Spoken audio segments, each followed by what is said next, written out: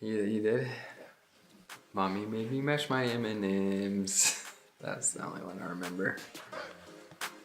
It's great, Steven.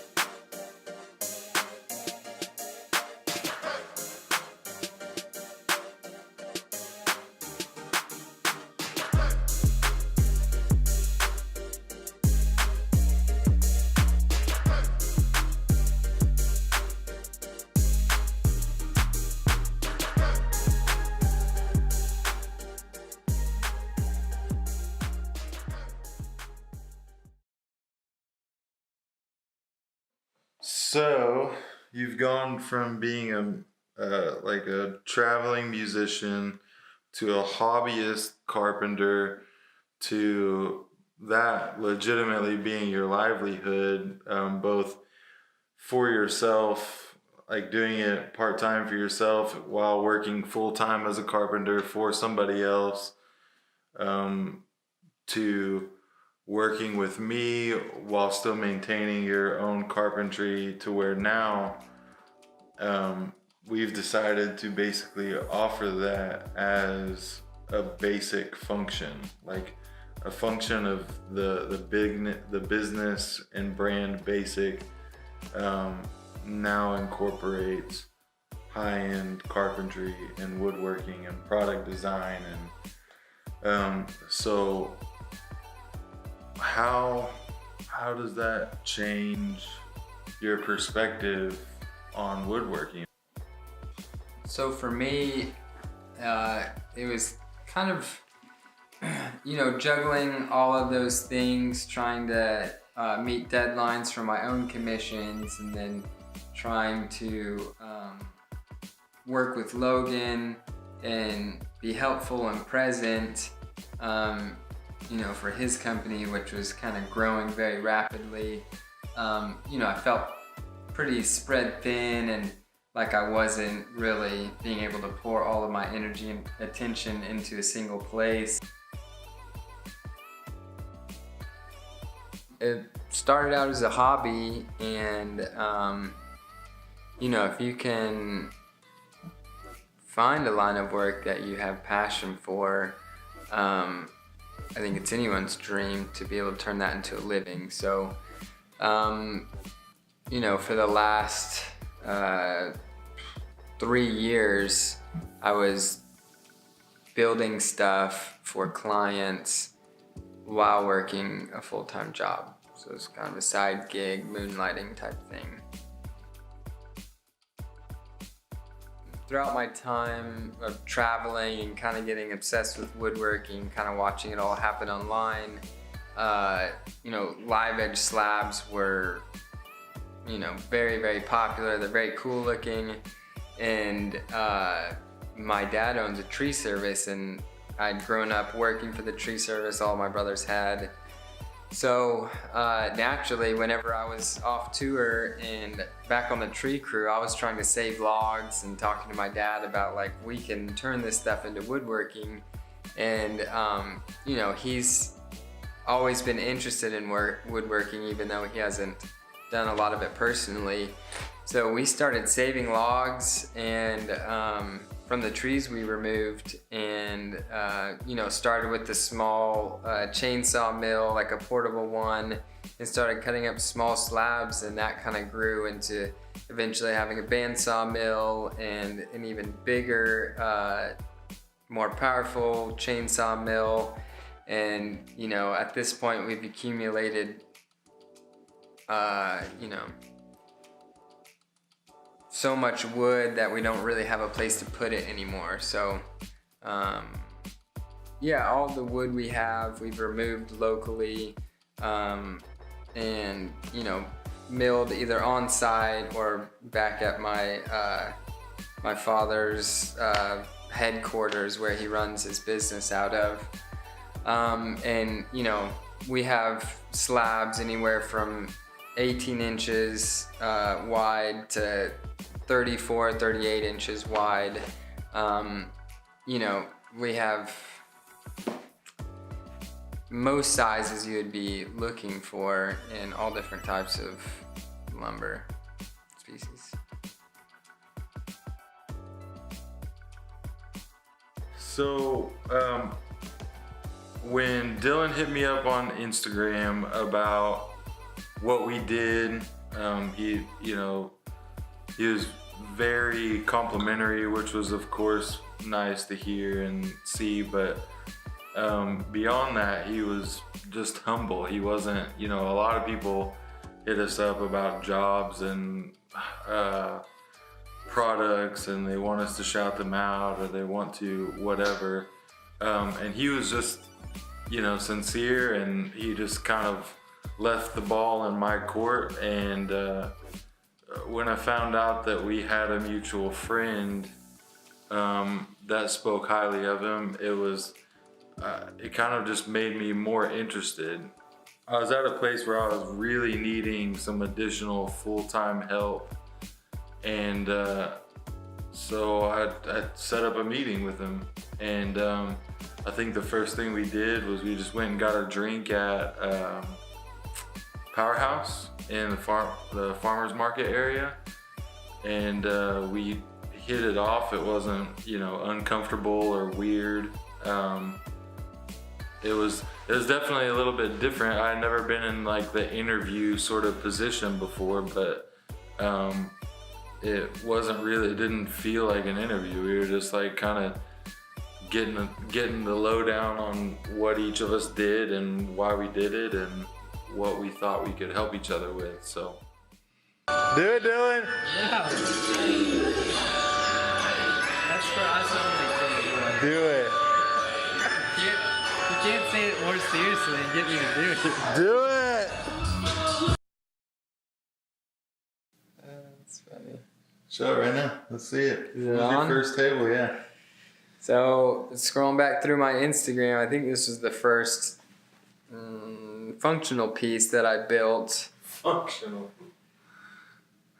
You can I see love it. that filter, dog. Little vignette on the edges. Yeah, the picture's so grainy.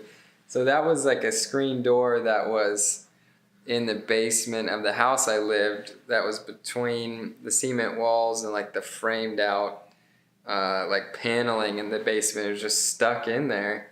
And I thought it was the coolest thing in the world to turn into a table. I think one of my good friends actually still has it somewhere. So it's still together. Yeah. So while I was kind of building my woodworking business, I was working for my father's tree service, and then I had also worked for another local furniture company. And during that time, through Instagram and through a friend, I had kind of learned about Basic and was interested in what they were doing. They were working for cool people, doing, cool modern projects and doing the type of stuff that I liked. So I had heard through my friend that he was interested in, some extra help. So I thought, hey, maybe I'll go work for him. I'll do my woodworking thing, and then I can be welding in the shop, and those are both things that I love to do. So yeah, that's kind of how it started, through a friend and through Instagram.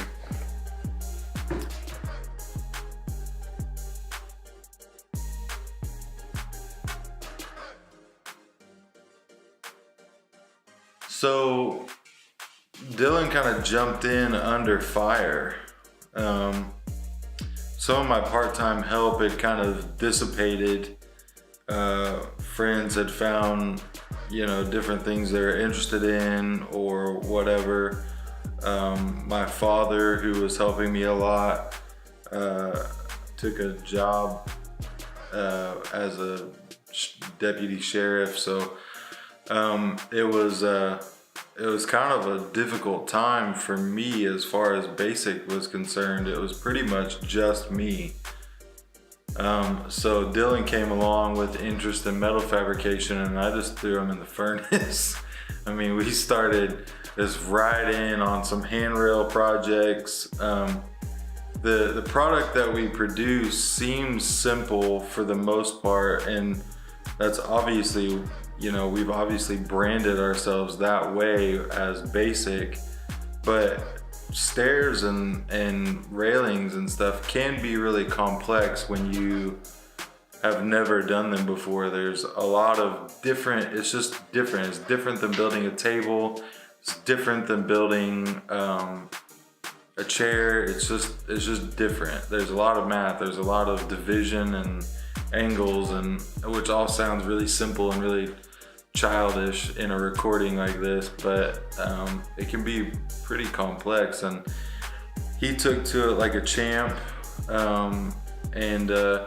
Man, it really felt like an answer to prayer for me, to have somebody so dedicated to learning how to do it and do it well and do it right.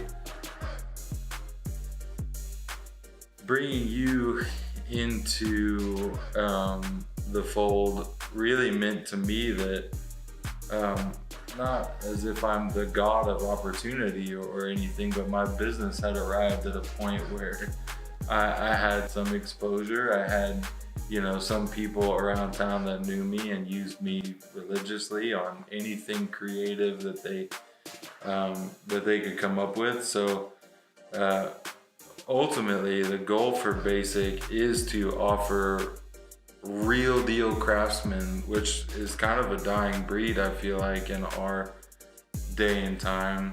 An opportunity and a place to be truly creative and go home with enough money to actually take care of their family and grow, and to have a decent house and a decent vehicle. And so, I mean, I felt really honored that you considered it to be that opportunity whenever you did, and to, you know, some people may see it as you putting down your own brand, but I don't think that you see it that way.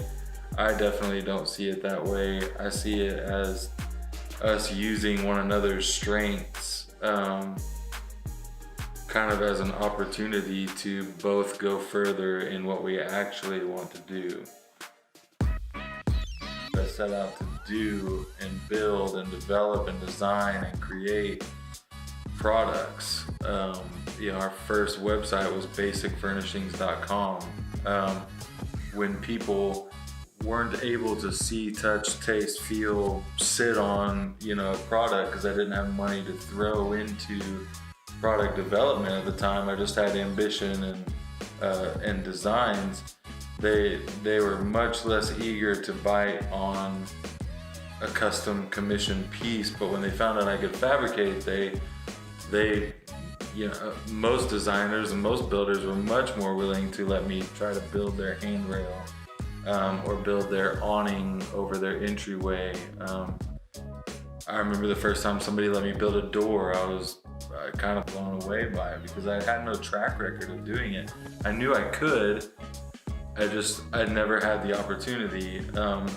So that really became part of the DNA and passion that I have for Basic, was to offer opportunity to people that wanted to work with us, that I saw as talented and effective and efficient.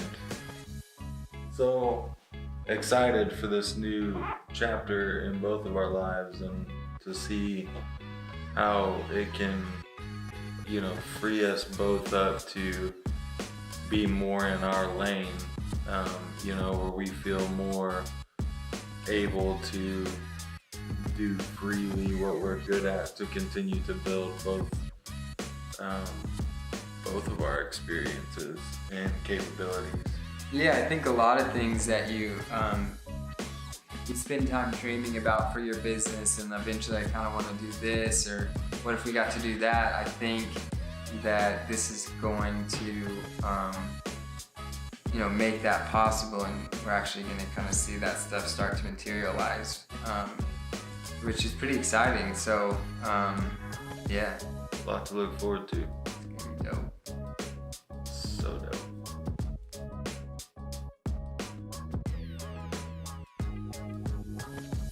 As far as my social media and stuff, that will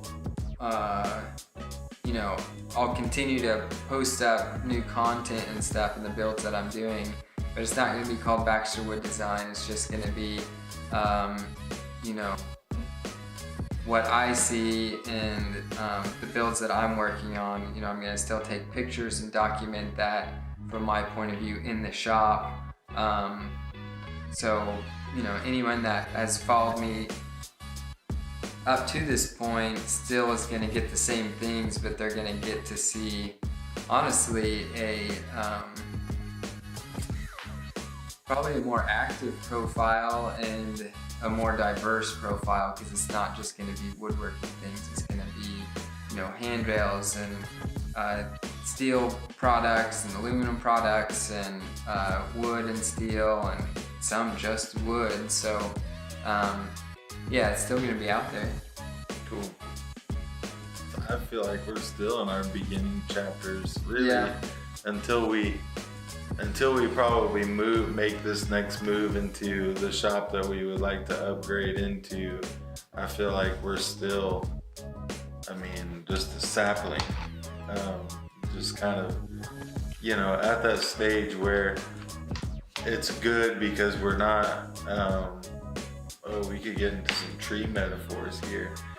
Saplings are limber and they blow and twist in the wind freely, and they, that part of that even helps them grow. And, it's whenever you start getting old and brittle and unable to maneuver around different objects or problems or whatever, that things start breaking off. We still do a lot with very little. Yeah. We've upgraded some welders and stuff like that, but we haven't upgraded much. We've upgraded the shop, I think, more than our tools, and I think I'm looking forward to having more space, hopefully soon, to be able to get into some of the bigger, more expensive tools that I think would really be beneficial for us to have. Yeah, and to spread out, have an area exclusively for woodworking instead of kind of intermingled. Sure. And painting and finishing, and yeah. Your wife had that baby yet? Let's keep waiting to get a call. I got a text over there. Who knows what it was? Maybe it's like, leave now. Oh shoot, go look. For my loyal followers out there, you know who you are. Shout out. Shout out. I was Damn, I lost my train of thought. I was about to just hop right in there. I'm sorry.